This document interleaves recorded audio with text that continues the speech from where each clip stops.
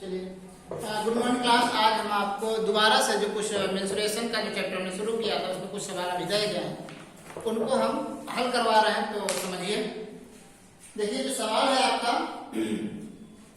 ये 3 सेंटीमीटर त्रिज्या वाले 4 बराबर वृत्त एक दूसरे को स्पर्श करते हो तो उन 4 वृत्तों से घिरा हुआ संपूर्ण क्षेत्रफल कितना हो जाएगा। ठीक है, तो कहने का मतलब इन्होंने बताया है, जैसे 4 वृत्त हैं और एक दूसरे को बाहर से स्पर्श कर रहे हैं।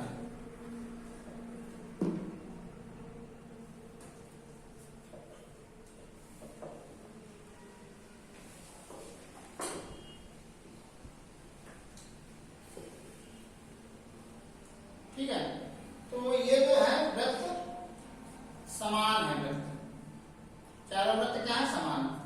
तो क्वेश्चन ये पूछा गया कि 3 सेंटीमीटर त्रिज्या वाले, इनकी त्रिज्या कितनी है, 3 है, यानी केंद्र से परिधि तक की दूरी को अगर हम माने तो क्या होगी, त्रिज्या होती है।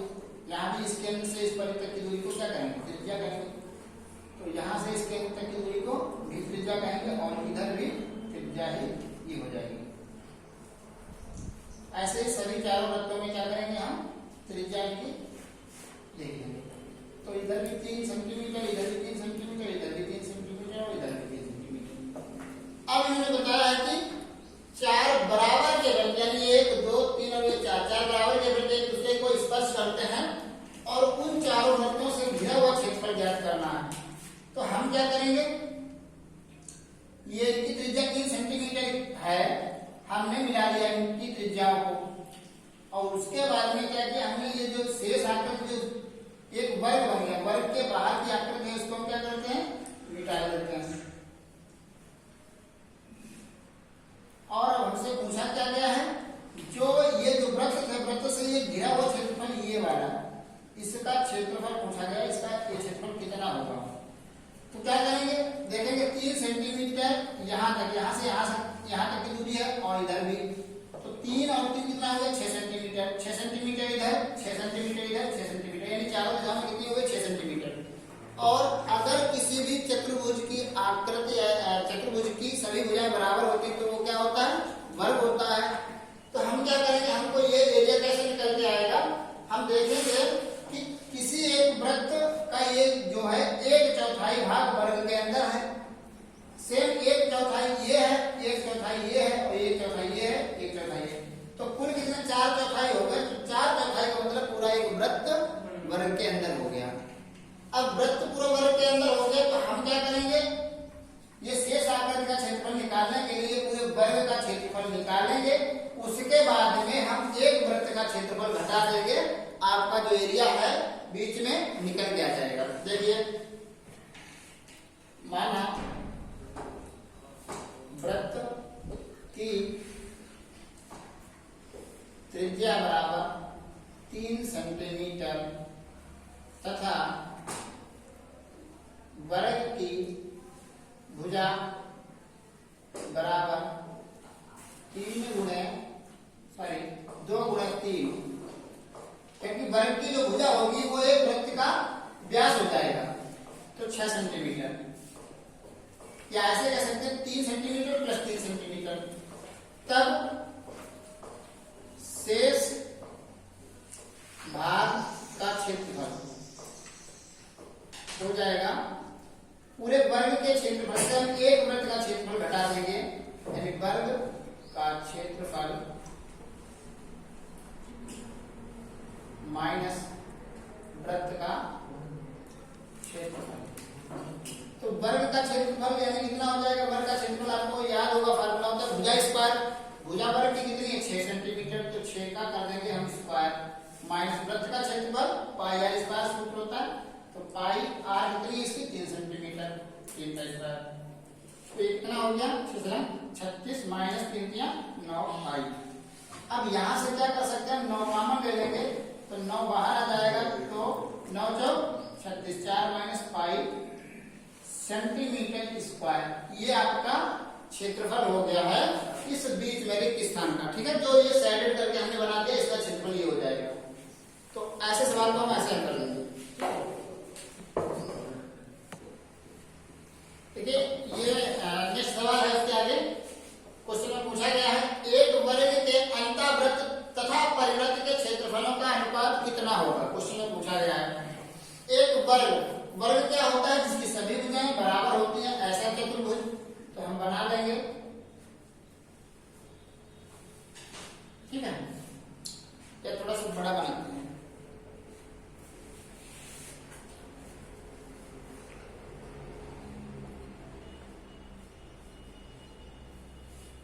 ये एक वर्ग है और इसके अंतःवृत्त का मतलब होता है इसके एक अंदर वृत्त बनेगा और परिवृत्त का मतलब इसके एक बाहर वृत्त बनेगा। तो हम पहले अंतःवृत्त बनाते हैं।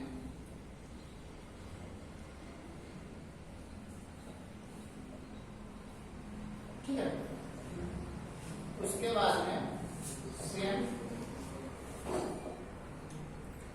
वृत्त है, इसके परिवृत्त जो है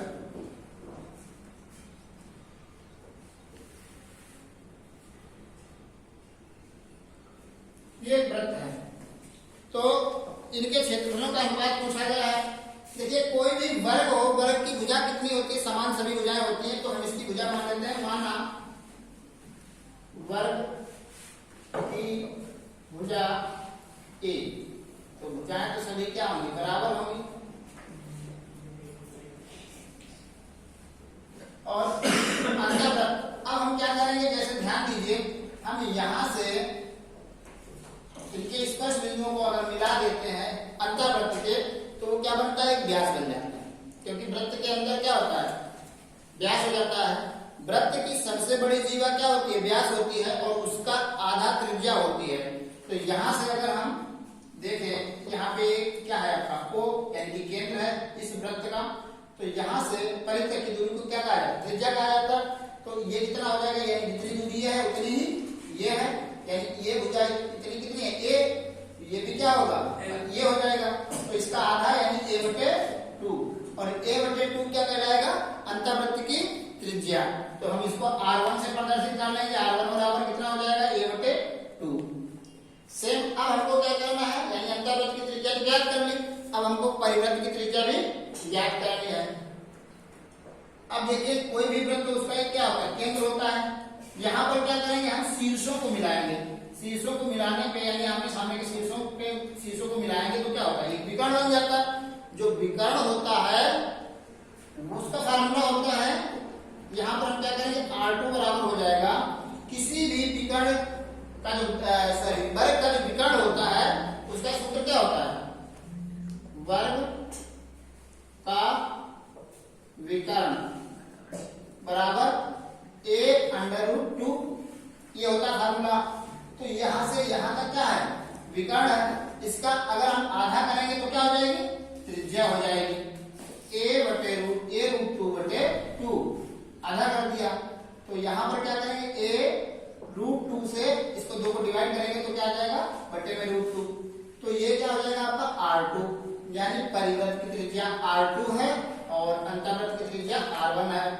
अब हमको क्या ज्ञात करना है, इनके क्षेत्रफलों का अनुपात। तो अंतः वृत्त का क्षेत्रफल बटे परिध वृत्त का क्षेत्रफल, इसका क्षेत्रफल यानी दोनों ही वृत्त हैं।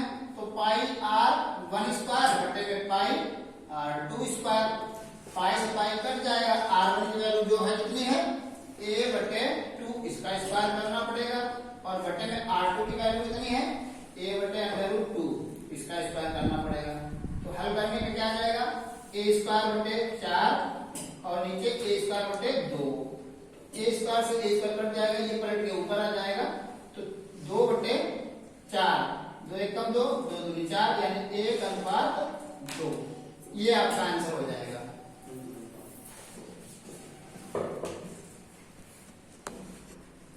देखिए ये जो सवाल है इसमें पूछा गया है, इसमें एक आकृति दी है, उसका क्षेत्रफल आपसे पूछा गया है।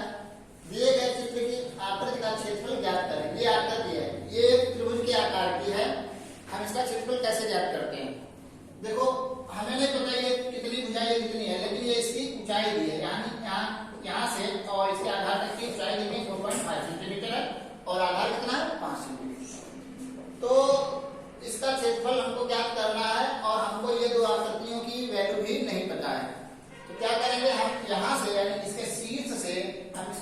लेंगे ए बी और सी, शीर्षों को मान लिया, फिर यहां से हमने एक इस पे लंब डाल दिया,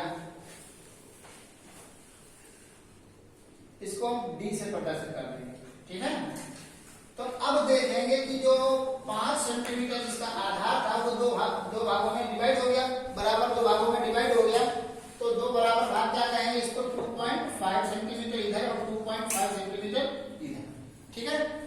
अब हम क्या करेंगे, इधर वाले क्षेत्र ये क्या बन गया आपका, एक समकोण त्रिभुज बन गया, क्योंकि ऐसा त्रिभुज जिसका एक कोण 90 अंश होता है वो समकोण त्रिभुज होता है। अगर उसका क्षेत्रफल हमको क्या होता है, फार्मूला पता है, 1/2 आधार गुणे ऊंचाई, तो आधार भी हमको पता है और ऊंचाई तो पता है ही, तो इधर वाले आधे भाग का क्षेत्रफल निकालने के लिए हम फार्मूला लगाएंगे समकोण त्रिभुज का, सेम उधर वाले आधे भाग का भी क्षेत्रफल निकालने के लिए 1/2 आधार गुणे ऊंचाई यानी कि समकोण त्रिभुज का क्षेत्रफल ही लगाएंगे और बाद में दोनों को जोड़ देंगे, आपकी वैल्यू आ जाएगी।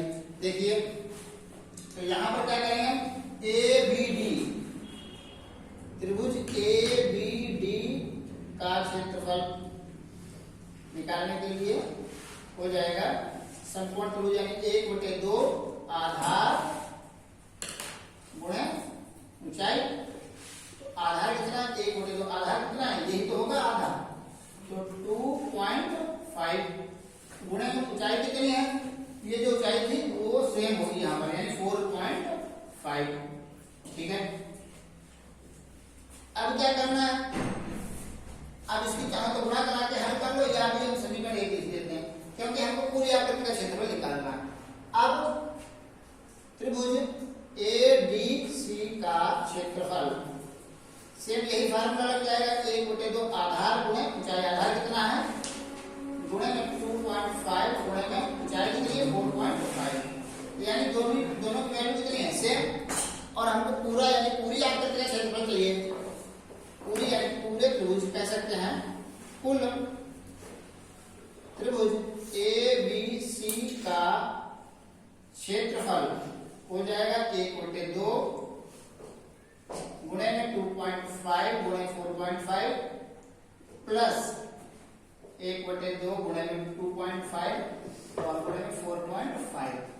अब देखिए आधा ये है और आधा ये है, तो क्या हो जाएगा, इसको जोड़ देंगे तो पूरा दोगुना हो जाएगा, यानी 2/2 2.5 गुणे 4.5, 2 से 2 कैंसिल हो जाएगा, यहाँ पे कितना आ जाएगा, यानी 2.5 और 4.5 में गुणा कर लीजिए तो कितना, 25 पंचे 125, हंसे लगा 12, 25 × 100 और 12 कितना होता है 112, ठीक है। और 2 अंकों का दशमलव यानी 11.25 सेंटीमीटर स्क्वायर, ये पूरा आपका क्या हो जाएगा, इस आकृति का क्षेत्रफल हो जाएगा। तो हम इसको ऐसे हल कर लेंगे। देखिए ये है एक चित्र यानी आकृति दी गई है और इसको पहचानना है, उसके बाद में इसका क्षेत्रफल ज्ञात करना है। तो ये जो आकृति है इस प्रकार की, इसमें दो भुजाएं समांतर होती हैं और दो असमान भुजाएं होती हैं, तो वो समलंब चतुर्भुज होता है। यदि यह एक आकृति समलंब चतुर्भुज की और इसका क्षेत्रफल भी आपको ज्ञात करना है, तो इसके लिए हमें फार्मूला पता होता है समलंब चतुर्भुज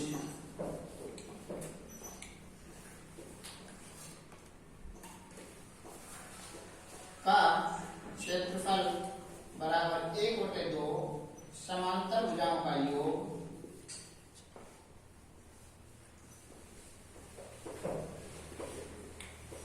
गुणे दोनों भुजाओं के बीच की दूरी या ऊंचाई कह सकते हैं।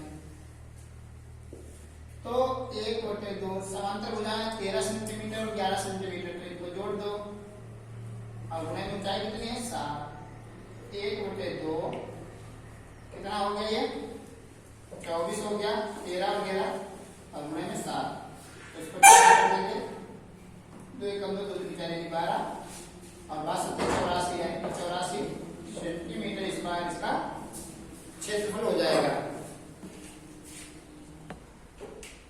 ठीक है, इसमें आपसे पूछा गया एक ठोस आकृति है और इसका आयतन पूछा गया है, ठीक है, कैसे निकालेंगे वो भी बताएंगे। ये जो ठोस आकृति दी गई है इसमें विमाएं इसकी सभी दी हुई हैं, हमको पहचाननी है सिर्फ। अच्छा, ठोस आकृति 3D होती है, 3 डायमेंशनल होती है, जिसमें लंबाई चौड़ाई और ऊंचाई होती है। तो अब हम क्या करेंगे, यहां से देखेंगे, यहाँ इस वाले पोर्शन से, तो पीछे वाला जो भाग है उसकी जो लंबाई है वो 22 सेंटीमीटर और और चौड़ाई है 2 सेंटीमीटर तथा ये वाली जो ऊंचाई है वो 5 सेंटीमीटर। तो हम लिख देंगे, इसको हम शीर्ष भाग कहेंगे, शीर्ष भाग के लिए। ध्यान से देखिए, इसमें लंबाई जो हो जाएगी वो 22 सेंटीमीटर, चौड़ाई 2 सेंटीमीटर और ऊंचाई, क्योंकि ये यहीं तक नहीं, इसके नीचे ये 3 सेंटीमीटर जो ऊंचा नीचे है वो पीछे भी उतने 3 सेंटीमीटर जुड़ जाएगा, यानी 5 सेंटीमीटर प्लस 3 सेंटीमीटर कुल कितनी हो जाएगी, 8 सेंटीमीटर ऊंचाई हो जाएगी। तो इसका आयतन है, सिर्फ पीछे वाले भाग का भी आयतन इतने से निकालेंगे। उसके बाद क्या करेंगे, जो शेष आकृति आगे की ओर रह गई है, शेष आकृति, उसका आयतन भी निकाल लेंगे। तो देखिए, पहले इसका निकाल लेते हैं। इसका हो जाएगा आपका लंबाई गुणे चौड़ाई, आयतन बराबर क्या हो जाएगा, यानी इस पर लिख देते हैं शीर्ष भाग का आयतन, शीर्ष भाग का आयतन बराबर लंबाई LBH, ये होता है फार्मूला। तो लंबाई कितनी 22 गुणे ऊंचाई कितनी है, सॉरी चौड़ाई है 2 और ऊंचाई है 8, तो मल्टीप्लाई करा देंगे, 22 44 गुणे 8, तो 8 चौको 32 हासिल लगा, 3 8 चौको 32 और 3 35, 352 सेंटीमीटर क्यूब। ये पीछे वाले भाग का आयतन हो गया। अब हमको क्या करना, सेम आगे वाले भाग का आयतन निकालना। तो यहाँ पर इसकी जो लंबाई हो जाएगी कितनी है, चौड़ाई है 8 सेंटीमीटर, इसकी भी हो जाएगी, और ये कितना है लंबाई 22 सेंटीमीटर, ऊंचाई कितनी 3 सेंटीमीटर। तो इसका निकालेंगे, यानी कह सकते हैं इसको शीर्ष के अलावा शेष भाग, शेष भाग का आयतन हो जाएगा। लंबाई इसकी कितनी हो जाएगी 22 ही है, क्योंकि ये वाली लंबाई मानेंगे। उसके बाद में चौड़ाई कितनी है, ये 8 सेंटीमीटर और ऊंचाई 3 सेंटीमीटर। तो इसका भी आयतन क्या हो जाएगा, LBH, लंबाई गुणे चौड़ाई गुणे ऊंचाई, तो 22 गुणे 8 गुणे 3, तो गुणा कर देंगे 8 24 हो जाएगा, या इसमें हाँ 8 में 24 की 22 से गुणा कर देंगे, 22 गुणे 24, तो गुणा करिए 22 चौको 88 और हासिल लगा 8, 22 44 और 8 52 हो जाएगा, 528 सेंटीमीटर क्यूब। अब इन दोनों को क्या कर देंगे, जोड़ देंगे, तो हमें इस पूरी ठोस आकृति का क्या हो जाएगा, आयतन पता हो जाएगा। तो कह देंगे पूरी आकृति का आयतन, टोटल जो आकृति होगी उसका आयतन हो जाएगा 352 centimetre cube plus 528 centimetre cube. तो 8 और 2 10 का जीरो हासिल लगा 1, यहाँ पे कितना हो गया 2 और 1 3, 5 और 3 8 और 5 और 3 8 सेंटीमीटर क्यूब, यानी 880 सेंटीमीटर क्यूब इस पूरी आकृति का आयतन हो गया है। देखिए ये जो सवाल है इसके आगे अच्छा सवाल है, इसमें पूछा गया है एक समचतुर्भुज की आकृति दी गई है और इसमें इसका क्षेत्रफल पूछा गया है। तो सवाल क्या है, ABCD एक चतुर्भुज है जिसका विकर्ण AC, यानी यहाँ से यहाँ तक AC जो है वो 44 सेंटीमीटर है, तथा B व D से AC पर ये जो लंब डाले गए हैं, एक 20 सेंटीमीटर का, दूसरा 10 सेंटीमीटर, तब चतुर्भुज का क्षेत्रफल कितना हो जाएगा। अब हम क्या करेंगे, देखो इसमें हम इसको हल करने के लिए हमको 2 तरीके से हल कर सकते हैं। या तो इन दोनों के विकर्ण पता हो, तो समचतुर्भुज का क्षेत्रफल क्या होता है, 1/2 विकर्णों का गुणनफल। इसमें हमको एक विकर्ण पता है, दूसरा विकर्ण नहीं पता है। तो इसके लिए हम क्या करेंगे, इन्होंने जो लंब डाले हैं यहां से हम क्या कर सकते हैं, देखेंगे ये कितना है 20 सेंटीमीटर और ये कितना है 10 सेंटीमीटर। तो अब हम क्या करेंगे, इसका जो एरिया ऊपर का आधा हो जाएगा 1/2 आधार गुणे ऊंचाई, क्या हो जाएगा 1/2 आधार गुणे ऊंचाई, क्योंकि यहाँ पर क्या हो जाएगा आपका एक समकोण त्रिभुज ही बन रहा है। यहाँ से क्या हो जाएगा 1/2 आधार गुणे ऊंचाई कर देंगे और नीचे भी आधार गुणे ऊंचाई कर देंगे, क्योंकि यहाँ पर ऊंचाई दी हुई है, इसमें लगेगी 20 सेंटीमीटर, इसमें 10 सेंटीमीटर, आधार दोनों का सेम रहेगा। तो हो जाएगा, यहाँ पे हम निकालेंगे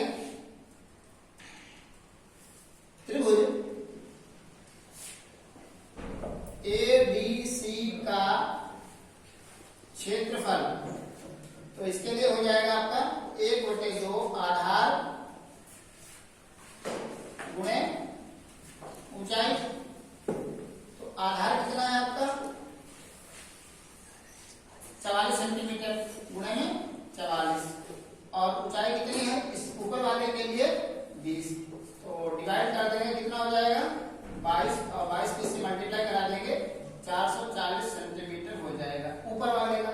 सेम नीचे वाले का निकालना है, तो यहाँ भी यही फॉर्मूला लगाएंगे हमें कि त्रिभुज